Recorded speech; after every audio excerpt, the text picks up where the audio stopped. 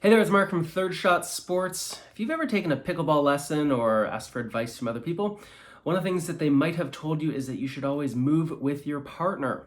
And sometimes we talk about that when we're talking about moving up and back, but I'm interested in this idea of moving laterally with your partner, side to side. The general idea, or what sometimes people say, is that you should keep sort of equidistant from your partner. Imagine there's a rope between you, or you're tethered together or something like that. So when this person moves over, this person also moves over following them. And when this person moves over here, this person moves over, right? So that you're moving together, so you're dancing together. You're like windshield wipers. I don't know, pick your favorite simile. So here's the thing. That's not what the pros do. Don't believe me? Take a look at this video. Let's start by watching a couple points from some of pickleball's top players. Here's a point featuring Tyson McGuffin and Riley Newman against Ben Johns and Matt Wright. Watch the point, but pay extra attention to Newman and Wright. Now for a minute, let's focus just on Matt Wright. Nearly all of the balls are being hit diagonally to his partner, pulling Ben Johns to the side of the court.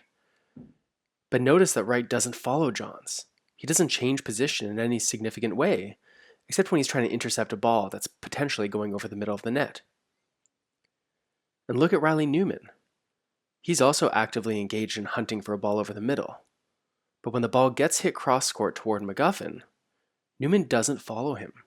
Essentially, he's staying put. So what's going on here? Well, before answering that, I want to make sure you know that I'm not just cherry-picking my examples. It's not only these two players that defy the whole move with your partner rule. Most top players do. Here's Dave Weinbach in white. Notice his neutral position as he and partner Steve Deacon wait for their opponents to hit the ball. And when Deacon does get pulled out wide, notice that Weinbach's position hasn't changed at all. He is certainly not following the general wisdom of following your partner. Here's Tyson McGuffin, again this time playing mixed doubles. Notice where he is standing when his partner, Lee Waters, receives a ball just a little bit toward the sideline. And here's a situation where she gets pulled out very wide on the court. But notice he's still in the exact same spot, well on his side of the court. He hasn't followed her the way that people are often told they should. Lindsey Newman is one of the best movers in pickleball, but here she does not follow partner Jessie Irvin as she chases the ball to the side of the court. Why not? Is Newman doing it wrong? Bubba Zabindin seems very happy to stay at home, even though his partner is pulled to the sideline. Maggie Verminci knows how to move around a pickleball court. Look at her initial positioning, and then notice how there's virtually no change when her partner, Michelle Esquivel, moves to the side. Here's Sarah Ansbury, who is nowhere near her partner, Caitlin Christian. Joey Farias in blue is content to stay put, even though his partner Kyle Yates has to chase the ball to the side. Speaking of Kyle Yates, notice how he and partner Ben Johns barely move at all, even though their partner is being pushed to the extremes of the court. And here they are winning the US Nationals using the same playbook, allowing their partner to chase the ball, but not following them. So what's going on here? Are these players just doing it wrong? Why are they not following the instruction to be tethered to their partners? To make more sense of this, let's first understand the rationale for follow your partner. Let's take a look at the board. Okay, can you see me? Dad. Oh, sorry. So here we got a matchup. We've got white unicorn and pink unicorn against brown unicorn and what's this? A fairy. Okay, we got a fairy. So let's imagine right now that the ball gets hit out wide here. Okay, so here's the ball. And ball lands in, it's got to be played from over there. And so brown unicorn comes across to play that ball. Now the idea here, why this fairy might come across to the middle, is that there's a really big hole through the middle here. And if brown unicorn pops that ball up or hits with a little bit too high, that ball gets hit quickly right through the middle through this big open hole. So the idea here is that fairy comes over, about to there, to kind of close that hole, to reduce that hole, to make it harder for these players to get an easy point right through the middle.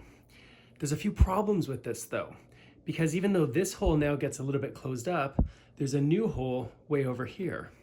And so The bet they're making is that it's smarter to force this team, the white unicorn and pink unicorn, to hit to a hole near a sideline rather than hit through a hole right through the middle. So that's the rationale for following your partner like this. But there's a few major drawbacks to doing it this way. So let's put them back here. So again, let's imagine that ball gets hit this way. And so brown unicorn has to go out and chase it, right? And then fairy comes across. And then brown unicorn hits the ball back, fairy returns, unicorn returns. And they keep coming like this. And so brown unicorn, of course, has to keep chasing that ball. But what happens now is that the fairy is also now constantly moving, constantly chasing the ball back and forth. And that's a lot of excess movement. And that could make fairy tired unless she's in really great shape. So let's imagine instead that fairy's in really great shape. So getting tired isn't going to be a big issue. Well, there's still a couple of problems. Because as brown unicorn comes to get the ball and fairy keeps moving back and forth following, there's a chance that fairy loses track of exactly where her feet are. That maybe she's now on the line or inside the kitchen, and then if that ball gets hit quickly at her, that'll be a kitchen violation. And that would be bad for brown unicorn and fairy. There's one more problem with constantly following your partner, is that when the fairy comes over here to cover that hole, that leaves a lot of space open here. And so all of a sudden when that ball gets returned this way, and the ball gets hit to this angle, that's a lot of territory that the fairy has to be able to cover. And there's a better chance now that she's out of position when she hits it. So let's take a quick look and see what the pros do instead and why they do it. Here Ben Johns gets pulled out wide, even stretching for the ball. But Matt Wright has confidence that Johns won't pop it up.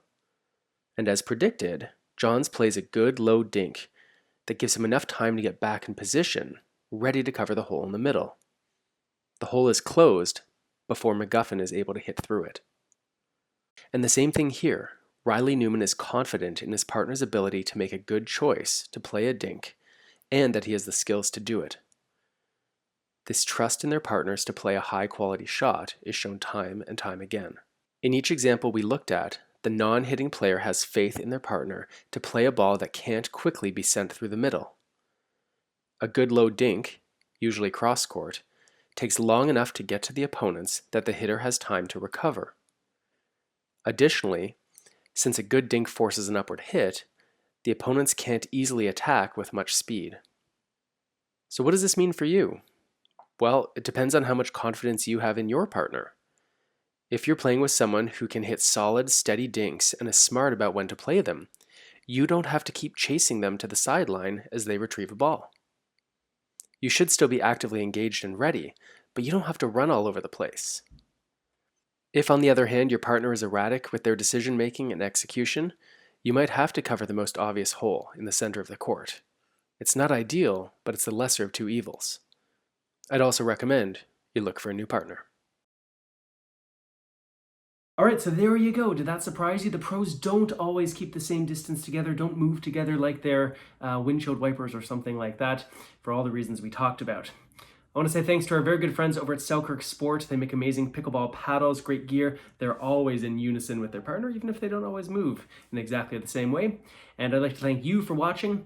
Be sure to hit that subscribe button so you can get all the videos that we post when we put them out right away. And thanks for watching. We'll see you next time.